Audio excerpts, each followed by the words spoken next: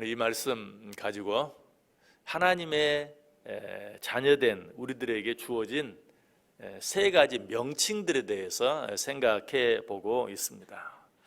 그 가운데 두 가지 생각해 보았는데요. 첫 번째 명칭은 무엇이었습니까? 주의 택하신 자. 그리고 두 번째 명칭은 주의 나라. 다시 말하면 주의 나라의 백성이라는 명칭을 가지고 있다고 말씀드렸어요. 자, 그런데 지난 시간에는 주의 나라인 우리들, 주의 나라의 백성된 우리들에 대해서 생각해 보았는데요. 주의 나라 백성된 우리들에게는 주의 나라 백성들에게만 주어진 특징이 있다. 모든 나라가 자기 나라에 속한 백성들은 반드시 지켜주고 보호해 주는 것처럼 우리도 주의 나라 백성이 되었기 때문에 주의 나라, 하나님의 나라가 하나님께서 당신 나라의 백성된 우리들을 반드시 지켜주시고 보호해 주신다. 특별히 우리의 적들은 반드시 물리쳐 주신다. 그들과 싸워 주신다 하는 것에 대해서 생각해 보았어요.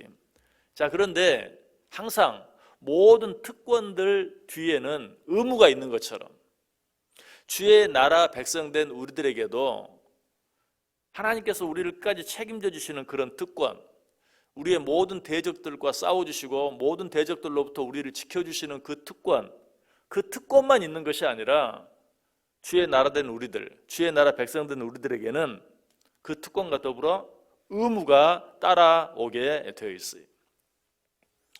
자, 주의 나라 백성된 우리들에게는 어떤 의무가 있는가? 그 첫 번째 의무는 우리가 속한 나라에 대한 긍지와 자부심을 가지고 살아야 돼요.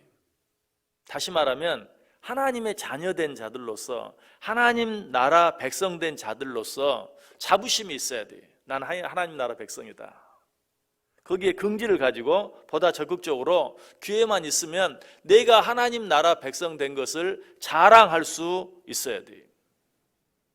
무엇보다 내가 하나님 나라 백성된 것을 감사하고 또 하나님 나라 백성답게 기도하고 찬송하고, 또 기도하고 찬송하는 것은 부끄럽게 생각하는 것이 아니라 그것을 자랑스럽게 생각할 수 있어야 된다.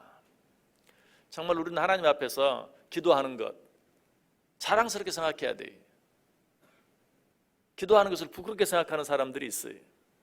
그거는 주의 나라된 우리들을 자랑스럽게 생각하지 못하는 것이, 내가 하나님의 자녀라는 사실을 자랑스럽게 생각하지 못하는 것이, 내가 정말 하나님의 자녀라는 사실을 자랑스럽게 생각한다면 많은 사람들 앞에서 기도하는 것, 찬송하는 것, 그것을 부끄럽게 생각할 것이 아니라 자랑스럽게, 아니 기회가 있으면 기회가 있는 대로, 아니 기회가 없으면 기회를 만들어서라도 기도할 수 있고 찬송할 수 있어야 된다. 여러분, 모든 나라의 백성들은 그 나라 백성으로서의 의무가 있죠. 어떤 의무? 국위선양이라는 의무가 있어요.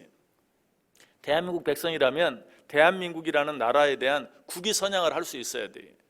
내가 대한민국 백성임을 자랑스럽게 생각할 수 있어야 돼요.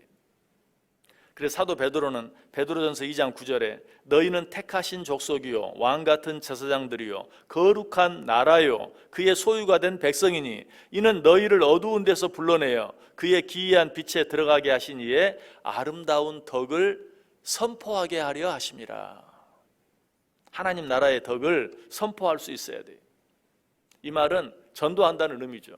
우리 나라, 우리가 속한 나라, 하나님의 나라를 선전하는 것, 전도하는 것, 이것이 하나님 나라 백성된 우리들에게 주어진 의무예요. 베드로전서 3장 15절도 말해요. 너희 마음에 그리스도를 주로 삼아 거룩하게 하고 너희 속에 있는 소망에 관한 이유를 묻는 자에게는 대답할 것을 항상 준비하라.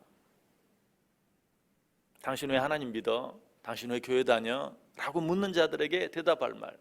하나님께서 나를 사랑하셔서 나를 택하여 주시고 당신 나라의 백성 삼아 주셨기 때문에 나는 그 하나님을 신뢰하고 그 하나님을 믿고 그 하나님을 의지하고 그 하나님께 감사하고 그 하나님께 기도하고 그 하나님께 찬송하고, 내가 하나님을 믿는 그 이유에 대해서 모든 사람에게 자랑할 수 있어야 된다. 또 한 가지, 주의 백성된 우리들, 주의 나라 백성된 우리들에게 주어진 의무는 자기 자신보다 자기가 속한 나라를 더 사랑할 수 있어야 돼. 소위 애국심을 가져야 돼.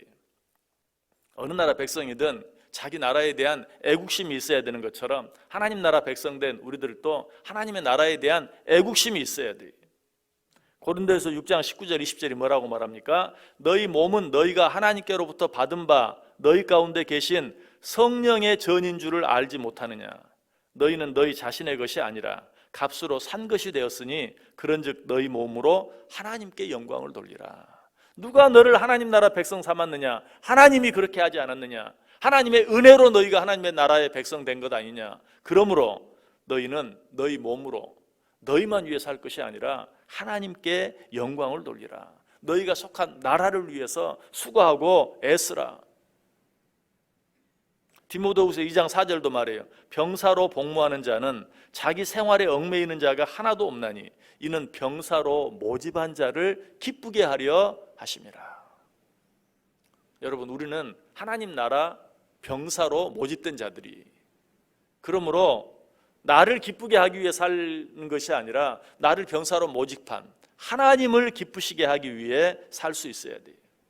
이 세상 나라에도 어느 나라 백성이든 국방의 의무가 있죠. 우리도 마찬가지. 우리 나라를 지키고 보호할 의무와 책임이 우리에게 있어요. 우리도 늘 우리 나라를 사랑하고 그 나라를 위해서, 또 그 나라의 주인 대신 하나님을 기쁘시게 하기 위해서, 하나님의 영광을 위해서 살아드릴 수 있어야 되고, 보다 적극적으로 하나님 나라의 거룩한 백성이 된 자들처럼 하나님을 위해서 기쁘게 봉사하고 자원함으로 헌신할 수 있어야 된다. 그럼에도 불구하고 이와는 상관없이 자신만을 기쁘게 하기 위해 애쓰다가 자신을 기쁘게 해주지 않는다고 실망하고 상처받는 자들이 너무나 많아요. 그런 사람은 내가 하나님 나라 백성 되었다는 사실을 잊어버린 사람들이, 하나님 나라 백성 된 자들은 하나님 나라에 대한 애국심을 가지고 살아갈 수 있어야 된다. 마지막으로 주의 나라 된 우리들에게 있어 무엇보다 중요한 의무가 한 가지 더 있어요. 그것은 우리가 주의 나라, 즉 하늘나라의 백성 되었기 때문에 하늘나라가 아닌 다른 모든 나라, 이 세상 나라들에 대해서는 외인되고 나그네되고 손님 되었다는 사실을 알아야 돼요. 이 사실에 대해 사도 베드로가 잘 말해주죠. 베드로전서 2장 10절에 너희가 전에는 백성이 아니더니 이제는 하나님의 백성이요 전에는 긍휼을 얻지 못하였더니 이제는 긍휼을 얻은 자니라. 무슨 말이에요? 이제는 우리가 주의 나라 되었고 이제는 우리가 주의 나라 백성 되었다.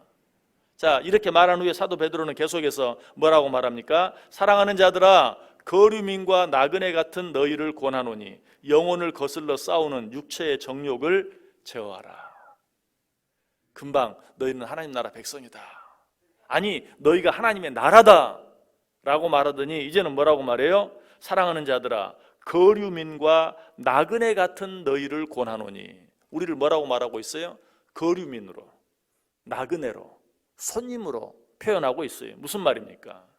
너희가 하나님 나라 백성 되었으니 이제는 세상 나라에 대해서는 거류민이다, 나그네다, 손님이다 라고 말하고 있어요. 우리가 하나님 나라 되었다면, 우리가 하나님의 나라 백성이 되었다면 이 세상에 대해서는 어떻게 살아야 돼요? 거류민처럼 살아야 돼요. 나그네처럼 살아야 돼요. 세상이 내 조국인 것처럼 살면 안 돼요. 역시 외국 생활을 해보면 외국 생활을 잘하는 사람이 어떤 사람인가? 나는 이 나라 백성이 아니다 라는 사실을 확실히 알고 인정하며 사는 사람이 외국 생활을 잘해요. 외국에 살면서도 마치 자기가 그 나라 주인인 것처럼 살려고 하면 늘 상처만 받아요. 매 차별한다고 하고 자기를 대접해주지 않는다고 하고 늘 불평만 해요.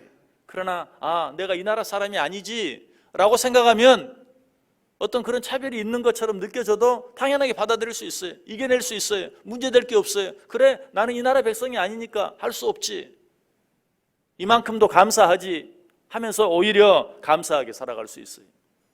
우리가 일상에 대해서 감사하게 살아갈 수 있는 방법이 뭔가? 내가 일상에 대해서 거류민이요, 나그네요, 손님이라는 사실을 알아야 돼요. 나는 이 세상 백성이 아니. 세상 사람들이 나를 미워하는 것도 당연해. 세상 사람들이 나를 차별하는 것도 당연히. 왜? 나는 이 세상 나라 백성이 아니기 때문에. 나는 어떤 사람이에요? 나는 주의 나라 백성된 자예요. 이 사실을 아는 것이 얼마나 중요한지 몰라요.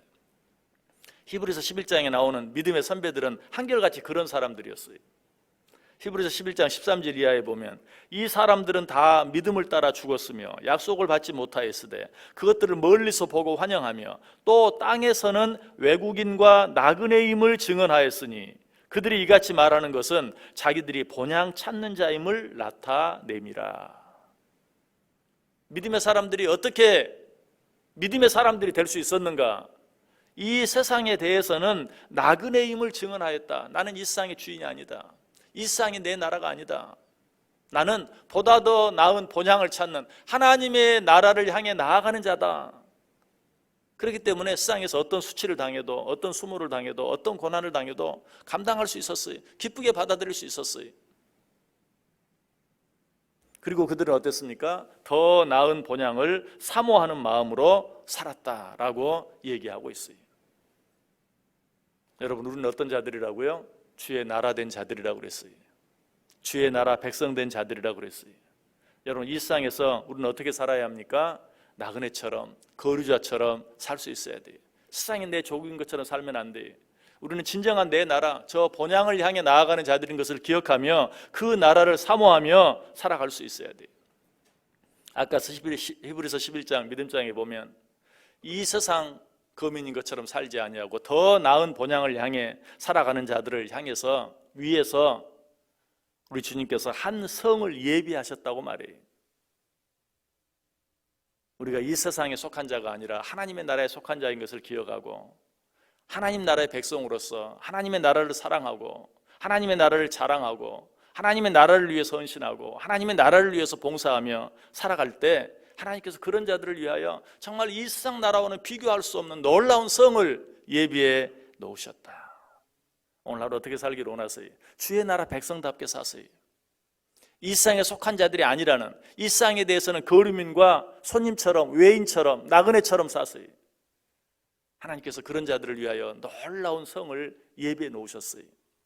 그렇게 살아드림으로 말미암아 그런 자들을 위해 예비한 하나님의 나라를 진정으로 상속받을 수 있는 저 여러분 꼭 될 수 있기를 주님의 이름으로 간절히 축원합니다.